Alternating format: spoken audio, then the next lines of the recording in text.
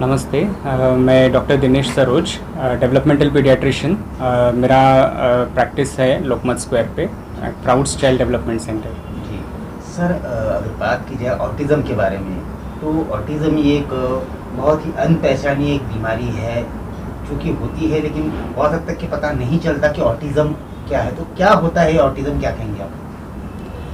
Basically autism ये जो शब्द है, सबसे पहली बात हमको जानकारी में रखना ज़रूरी कि ये बीमारी के अंतर्गत नहीं पकड़ते।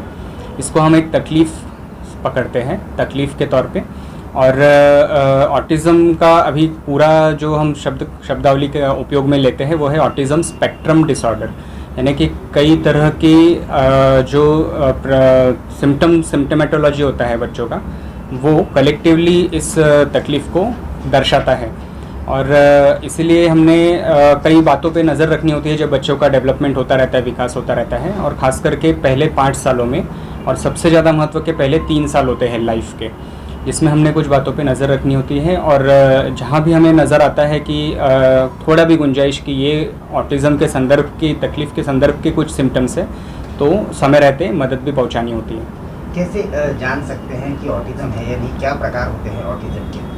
जैसे हमने अभी कहा कि कुछ बातों पे हमको नज़र रखनी होती है बच्चों के डेवलपमेंट में, जिसमें सबसे इम्पॉर्टेंट होता है कि आई कांटेक्ट कैसा है। Eye contact, Poynting eight objects, यानी कि अगर बच्चा कोई चीज़ को चाह रहा है तो क्या वो उंगली से दर्शा सकता है। जब वो उंगली से दर्शा रहा है किसी चीज़ को जो वो चाह रहा है, तो क्या वो आपके तरफ वापस देख करके आई कांटेक्ट बना रहा है। केवल वो चाह रहा है तभी नहीं, बल्कि कभी कोई चीज़ को दर्शाना चाह रहा है, उसको बहुत इंटरेस्टिंग लग रही है और वो चाहता है कि आप भी देखें, तो ऐसे वक्त में भी वो बराबर से उंगली से दर्शा रहा है, या वो आपका हाथ आगे बढ़ाता है।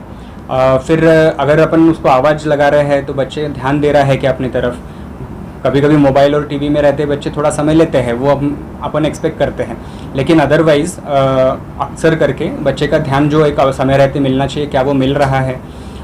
फिर जो आस पड़ोस में अपन बच्चे से सब इंटरेक्शन कर रहे हैं, या बच्चे जो खेल रहे हैं सारे बच्चे, तो उनके तरफ वो इंटरेस्ट दर्शा रहा है, उनके खेल को समझ पा रहा है या नहीं। और सबसे इम्पोर्टेंट होता है लैंग्वेज पिकअप कर रहा है या नहीं। तो एक 2 साल के बच्चे को 2 शब्दों का वाक्य बनाते आना चाहिए, ये अपेक्षित होता है। और यदि नहीं भी आ रहा है तो एक रेंज रहता है जिसमें हम अपेक्षा रखेंगे, तो 2.5 साल की उम्र तक तो भी 2 शब्दों का वाक्य बनाते आना चाहिए।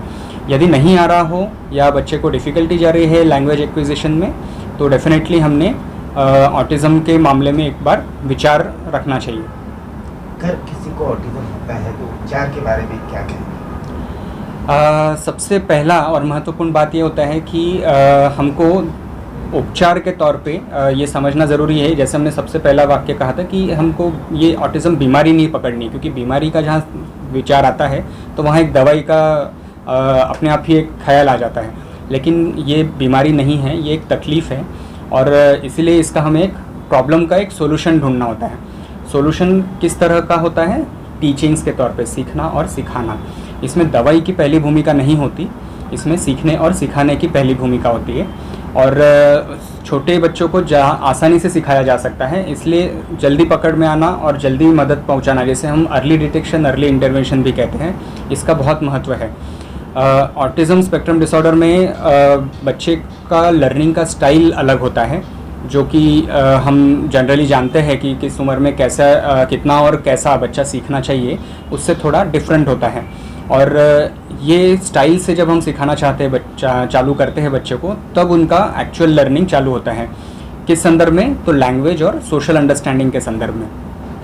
बात की जाए अगर ऑटिज़म के बारे में, ऑटिज़म को समझने के लिए थोड़ा समय लगता है, और इस दौरान कभी कभी ऐसा भी होता है कि जो पेशेंट होता है उसके परिजन ये समझ चुके होते हैं कि बच्चा जो है वो पागल है, मेंटली स्टेबल नहीं है, इस तरह की भावनाएं समाज में है।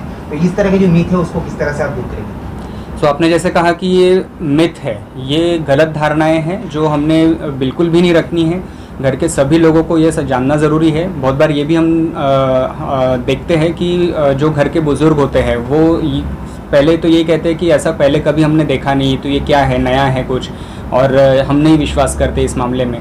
और बहुत बार बच्चे को जो समय रहते मदद मिलनी चाहिए, वो इस कन्फ्यूज़न की वजह से, जो फैमिली में डिस्प्यूट्स रहते हैं और डिसीजन मेकिंग में डिफ़िकल्टीज़ आते हैं, उस वजह से बच्चे को समय रहते मदद भी नहीं मिल पाती।